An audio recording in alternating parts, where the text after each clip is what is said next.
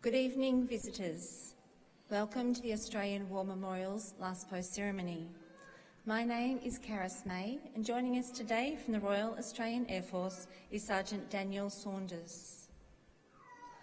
We warmly welcome the family of Gunner George Albion Cowley, whose story will be read shortly. We welcome the veterans who have served, those that are still serving, and the families that support them. We acknowledge the members of RSL and Services Clubs Association, RSL Victoria and RSL Queensland who are watching broadcast of this ceremony from around Australia. During the ceremony, wreaths will be laid at the base of the pool of reflection by family and visitors. To commence this evening's ceremony, I invite you all to stand and join in singing the national anthem.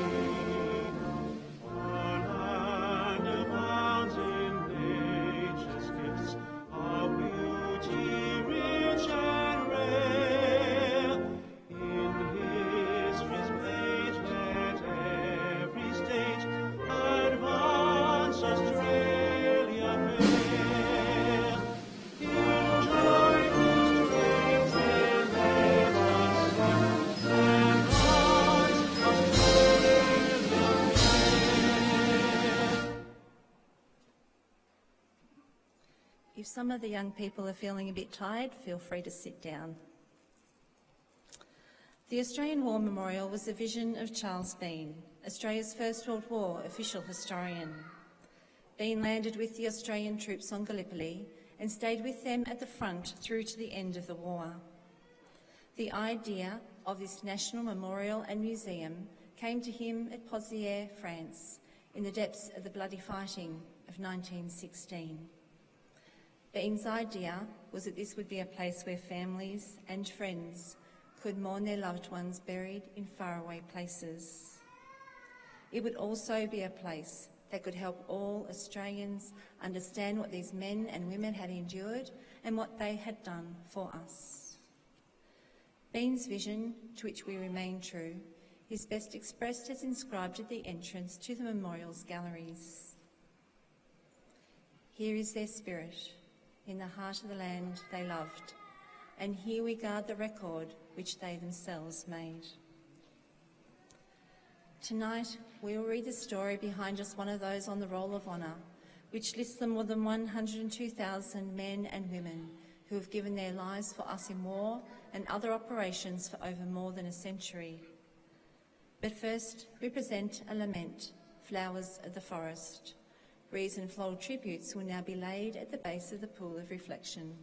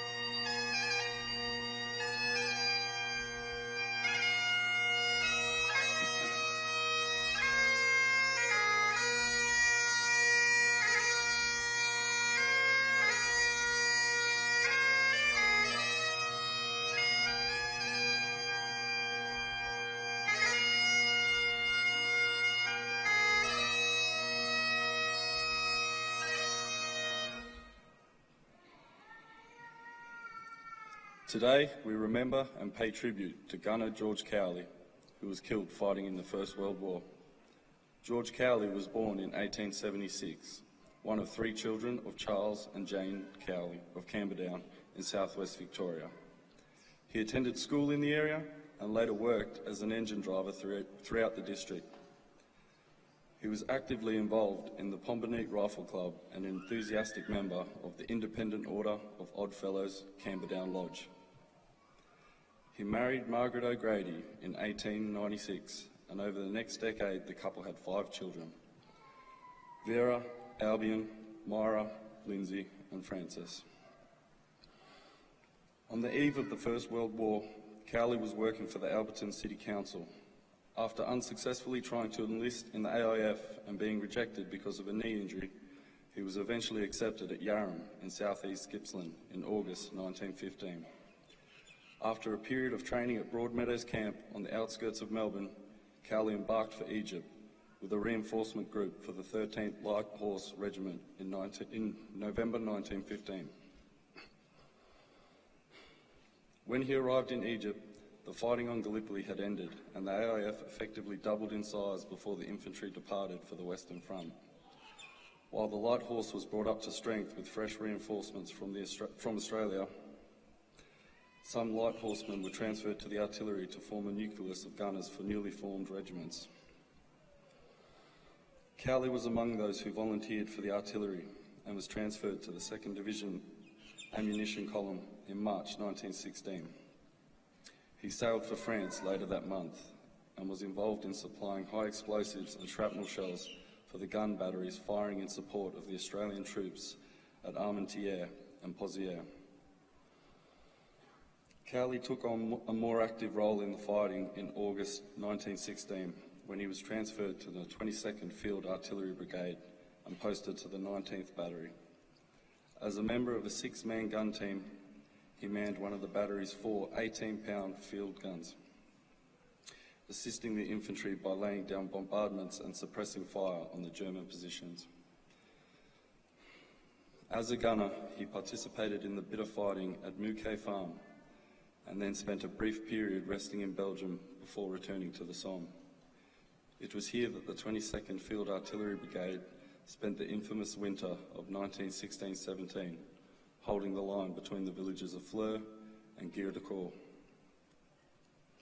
On the 31st of December 1916, George Cowley was among a group of 5 men drawing rations from a dugout that constituted the battery's quartermaster's store when a large calibre German shell landed on top of it and exploded, killing the occupants.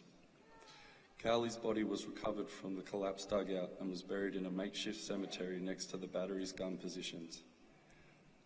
Aged 40 at the time of his death, his body was exhumed after the war by a British War Graves Registration Unit and re-entered at Guards Cemetery, Les Bouffes, where he rests today.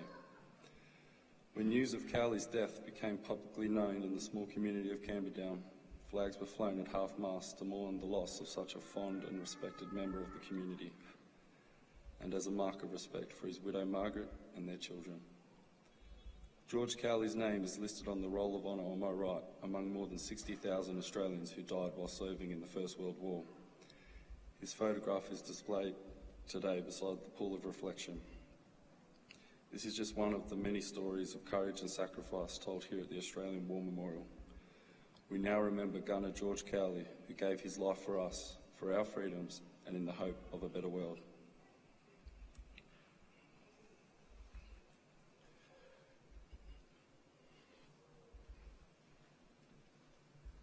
Could you please stand for the ode and last post?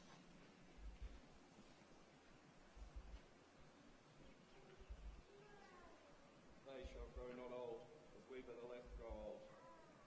Age shall not weary them, nor the years condemn. At the going down of the sun, and in the morning, we will remember them. We will remember them.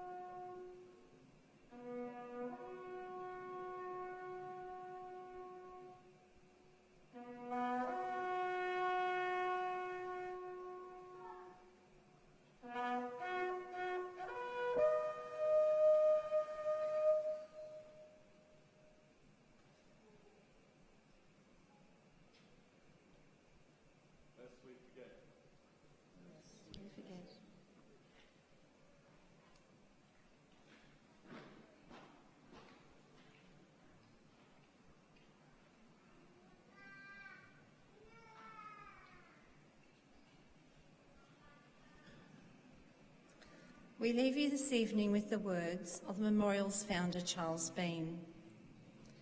Many a man lying out there at Poziere or in the low scrub at Gallipoli, with his poor tired senses barely working through the fever of his brain, has thought in his last moments, well, it's over. But in Australia, they will be proud of this. Ladies and gentlemen, that concludes this evening's last post ceremony. We would like to thank you for visiting the Australian War Memorial today, and we wish you all a very good evening. Thank you.